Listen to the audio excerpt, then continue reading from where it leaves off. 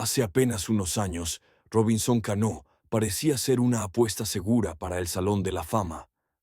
Estaba en camino de alcanzar los 3.000 hits y se había consolidado como el mejor segunda base de su generación. Era el rey de Nueva York, firmando uno de los contratos más grandes en la historia del deporte, y seguía siendo un gran jugador hasta la temporada de 2017. Sin embargo, luego de haberte contado todo esto sobre este gran jugador, mi pregunta es, ¿qué pasó con Robinson Cano? Su padre le dio su nombre en honor a Jackie Robinson, un símbolo de inspiración. Robinson Cano creció en San Pedro de Macorís, en la República Dominicana. Su padre, José, lanzó profesionalmente durante aproximadamente 2 décadas, saltando entre ligas, jugando en Taiwán e incluso logrando una victoria completa con los Astros en una de sus 6 apariciones en las grandes ligas antes de que terminara su carrera. Para cuando la carrera de su padre llegó a su fin, Cano ya estaba generando un gran interés por el béisbol. Como estudiante de último año en la escuela secundaria, el cazatalentos de los Yankees, Gordon Blackley, firmó a Cano por más de $100,000 cuando tenía 18 años. En 2001, casi fue intercambiado como parte del acuerdo por Alex Rodríguez antes de la temporada de 2004, pero los Rangers eligieron a Alfonso Soriano como su jugador a ser nombrado más tarde. En junio de 2004, Carlos Beltrán estuvo disponible, y era evidente que Bernie Williams estaba envejeciendo y perdiendo su rol diario en el jardín central, pero los Yankees no pudieron llegar a un acuerdo con los Royals. Unas semanas después, los Diamondbacks consideraron mover a Randy Johnson. Los Yankees ofrecieron cualquier prospecto en su granja por The Big Unit. Algunos cazatalentos querían a Cano, pero la oficina principal decidió no intercambiar a Johnson, y una vez más, Cano se quedó con el equipo que lo firmó. Cano recibió la llamada en mayo de 2005, ganándose el puesto de segunda base titular de los Yankees. Bateó casi para un promedio de .300 y terminó en segundo lugar en la votación al novato del año. En la siguiente temporada, Cano ya no era un activo comercial desechable. Se había convertido en una pieza fundamental para el equipo de los Yankees. Realmente ascendió durante su segunda y tercera temporada, ganando un bate de plata en 2006 y evolucionando de una carga defensiva a uno de los mejores defensores del béisbol. En 2007, fue votado como titular en el Juego de Estrellas durante su segunda temporada, pero se perdió el juego debido a una lesión en el tendón de la corva. Después de su regreso de la lista de lesionados, no se perdió otro juego debido a lesiones durante más de una década. Antes de su subestimada campaña de 2007, Cano cedió su número 22 a Roger Clemens y eligió usar el 24 en honor a Jackie Robinson.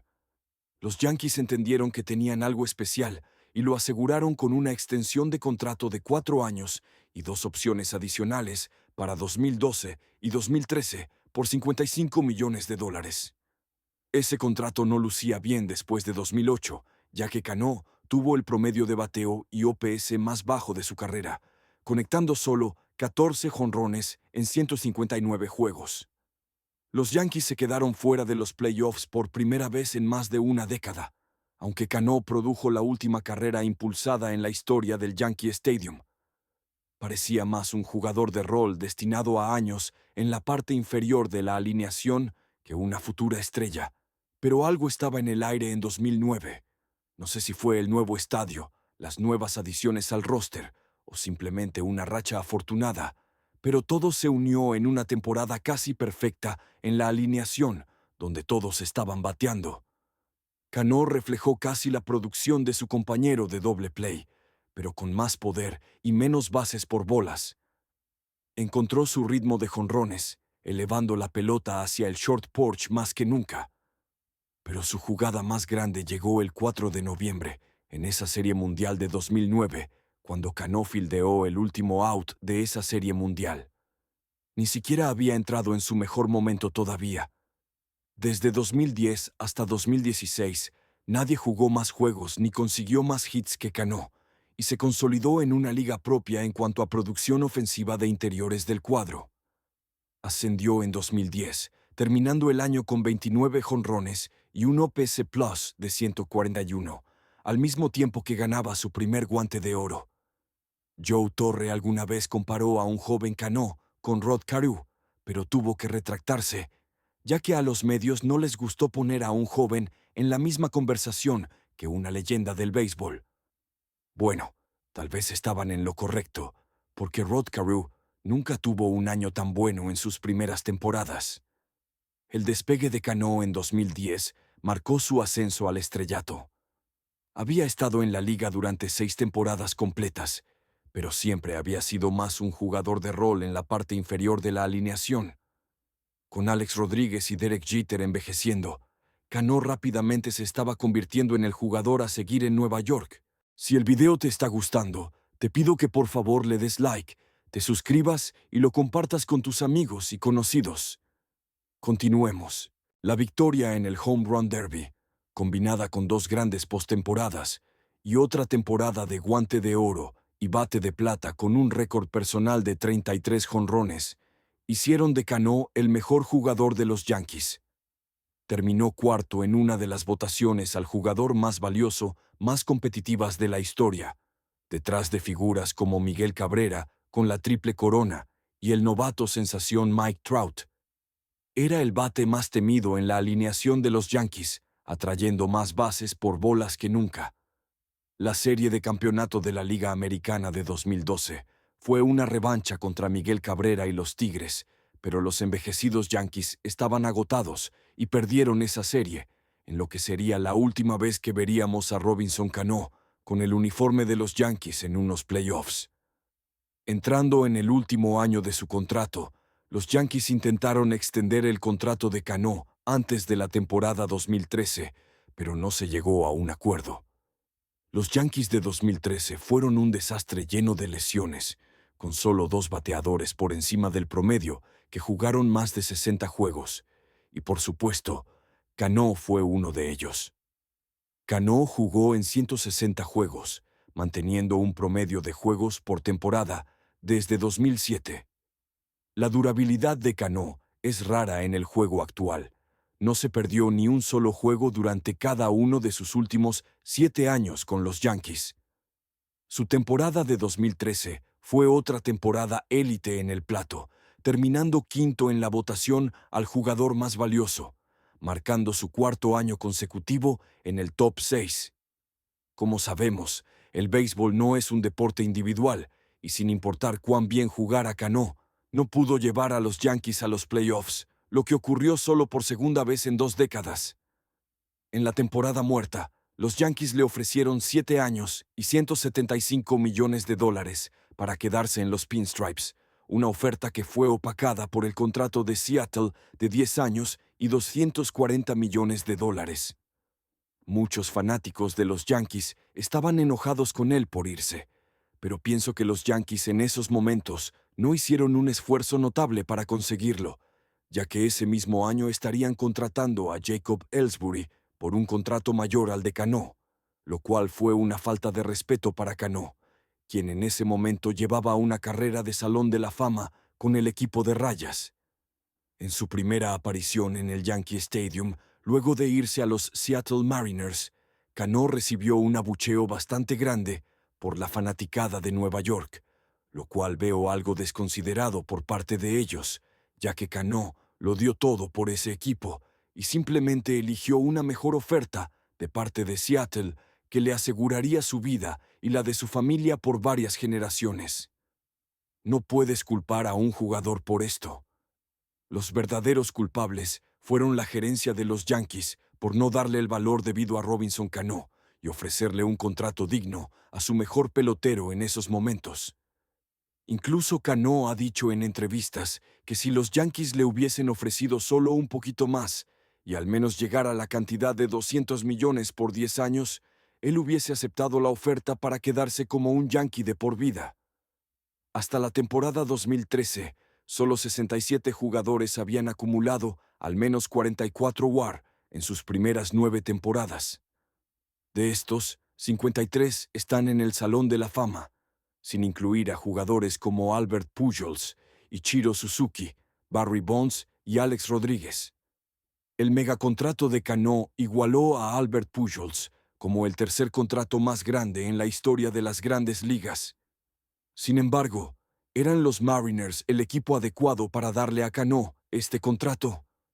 En 2013, los Mariners eran un equipo de bateo promedio, mientras que el cuerpo de lanzadores estaba entre los tres peores de la liga. En realidad, el cuerpo de lanzadores de los Mariners estaba en el camino correcto, con Félix Hernández y Hisashi Iwakuma liderando la rotación. Los Mariners eran, en general, un equipo promedio que había estado sin dirección durante mucho tiempo. No tuvieron una sola aparición en la postemporada desde 2001 y no había una esperanza genuina en el horizonte. En lugar de reconstruir desde dentro, los Mariners de repente decidieron invertir en su roster actual al gastar casi $250 millones en Cano, con la esperanza de que él fuera el tipo que levantara un equipo completamente mediocre. Su primer año con los Marineros fue prometedor, ya que mantuvo un OPS Plus de 142, casi coincidiendo con su promedio de 143 de las 4 temporadas anteriores. Estuvo en el Juego de Estrellas por quinto año consecutivo y terminó quinto en la votación al jugador más valioso. Se suponía que el contrato de Cano cubriría sus años de decadencia, pero no había ninguna señal de que ese declive llegara pronto. Cano dejó de ser un bateador de 30 jonrones en 2014, conectando solo 14 jonrones en su primera temporada en Seattle.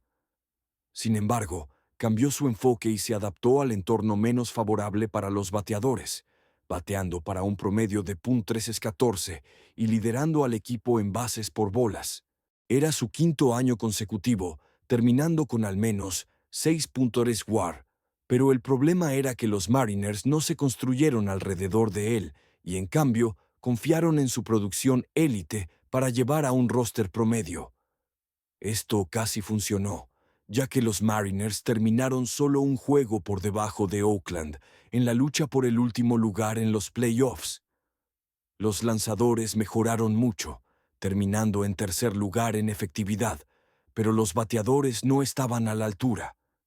El declive parecía haber llegado en 2015, ya que Cano tenía un OPS Plus de 89 en los primeros 2 meses, bateando menos de .250, con 4 jonrones en sus primeros 61 juegos.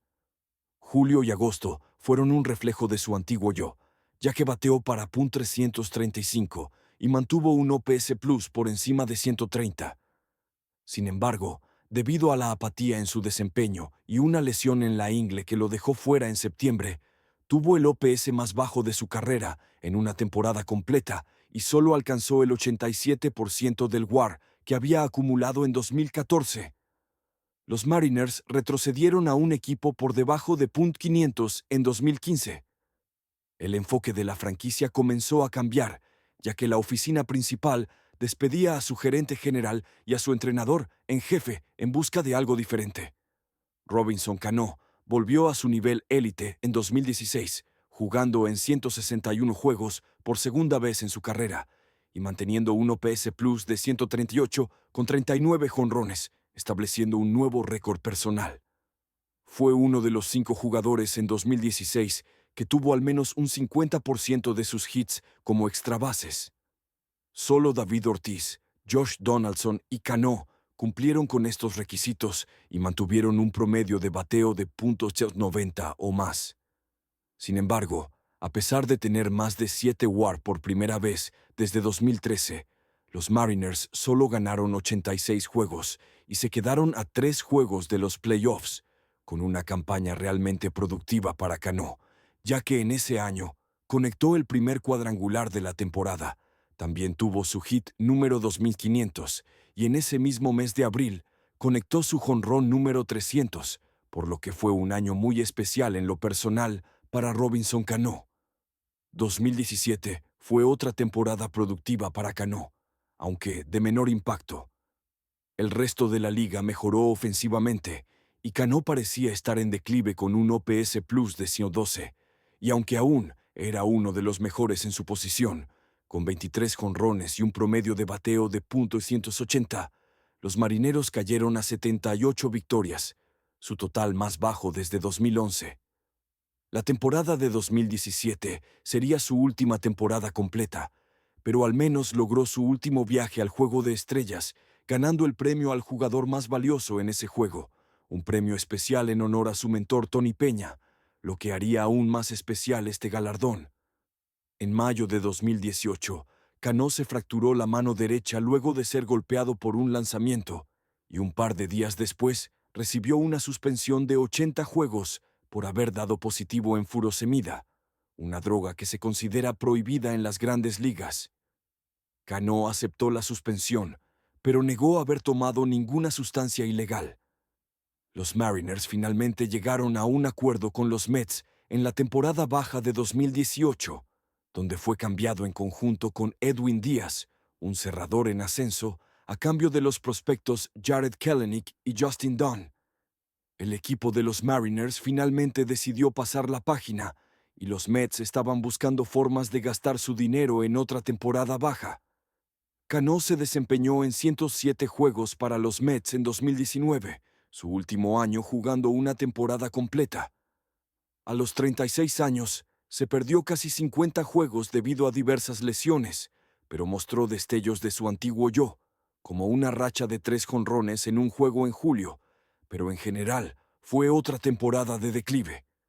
Cano se perdió la temporada 2021 completa, luego de ser suspendido 162 juegos por violar las políticas de drogas de las grandes ligas por segunda vez, lo cual fue el comienzo del fin para él. En 2022, intentó un regreso con los Mets y luego con los Padres, pero nunca pudo volver a su forma élite. No hay duda de que Robinson Cano se encuentra entre los mejores en su posición, ya que sus números en cuanto a segunda base lo colocan a la par con jugadores del Salón de la Fama como Rogers Hornsby, Rod Carew y Joe Morgan.